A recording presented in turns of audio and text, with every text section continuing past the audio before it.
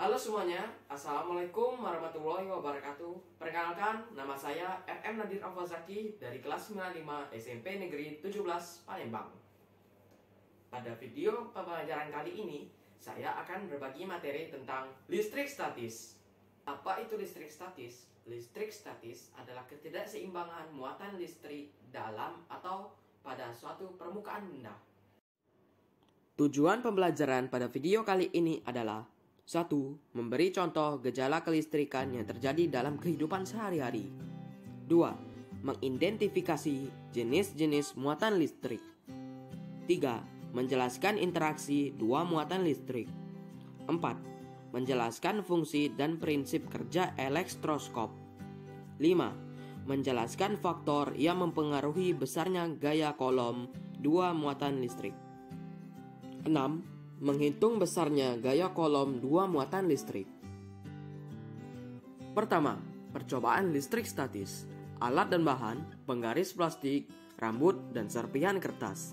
Langkah kerja: gosokkan penggaris plastik ke rambut satu arah beberapa kali. Dekatkan penggaris plastik yang sudah digosok ke serpihan kertas dan amati apa yang terjadi. Penggaris plastik yang digosokkan pada rambut menjadi bermuatan listrik karena elektron dari rambut berpindah ke penggaris plastik, sehingga penggaris plastik kelebihan elektron. Akhirnya, penggaris tersebut menjadi memuatan negatif. Maka, kedua benda tersebut akan saling tarik-menarik karena berbeda muatan listrik. Kita lanjutkan ke muatan listrik. Listrik statis terjadi akibat adanya interaksi antar muatan listrik. Sehingga kita akan membahas terlebih dahulu pengertian atom. Apa itu atom? Atom adalah bagian terkecil dari suatu benda yang tidak dapat dibagi lagi. Meskipun atom tidak dapat dibagi lagi, namun atom bisa dibedakan bagian-bagian penyusunnya. Atom disusun oleh inti atom berupa proton yang bermuatan positif dan neutron yang bermuatan netral. Juga disusun oleh kulit atom yang di dalamnya ada elektron yang bermuatan negatif. Ingat, yang hanya bisa berpindah hanya elektron. Mengapa demikian? Karena elektron pada atom terikat dengan ringan, sedangkan proton dan neutron terikat oleh gaya nuklir yang sangat kuat. Kita lanjutkan pada interaksi antara dua muatan listrik sejenis. Pertama adalah muatan listrik yang sejenis. Kaca dengan kaca sama-sama bermuatan listrik, sehingga akan ditolak karena muatan sejenis kalau didekatkan akan saling tolak-menolak. Kemudian kita lanjutkan ke interaksi dua muatan listrik tak sejenis.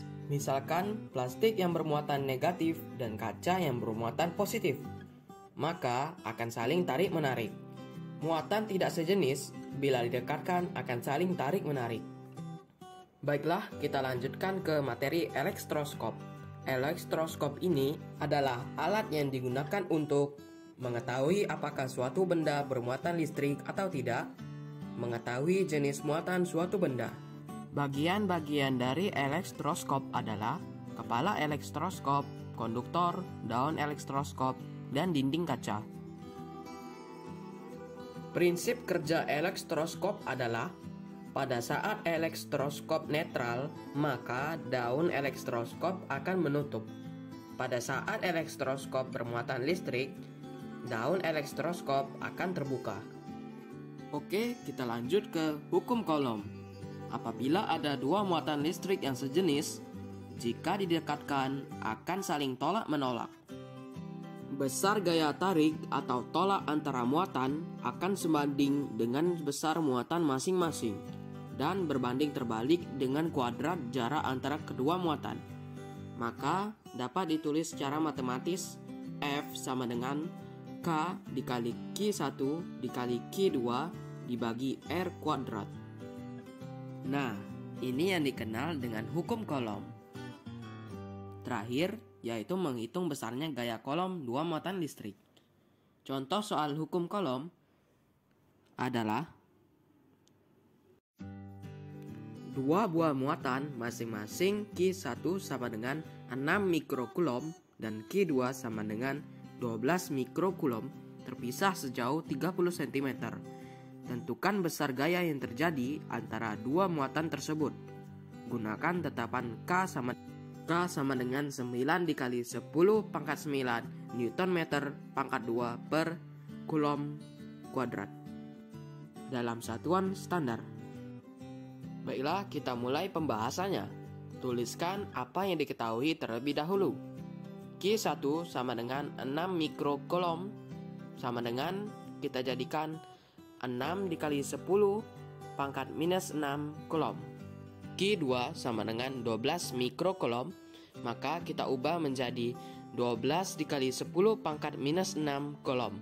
R sama dengan 30 cm, kita ubah menjadi satuan meter ialah 0,3 meter.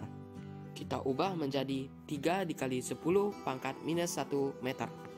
Dan K sama dengan 9 dikali 10 pangkat 9 Newton meter pangkat 2 per kolom kuadrat. Yang ditanyakan adalah gaya F. Bagaimana cara pengerjaannya? Pertama, tuliskan dulu rumus hukum kolom tadi, yaitu F sama dengan K dikali Q1 dikali Q2 dibagi R kuadrat. Kemudian kita masukkan besaran yang sudah kita ketahui tadi.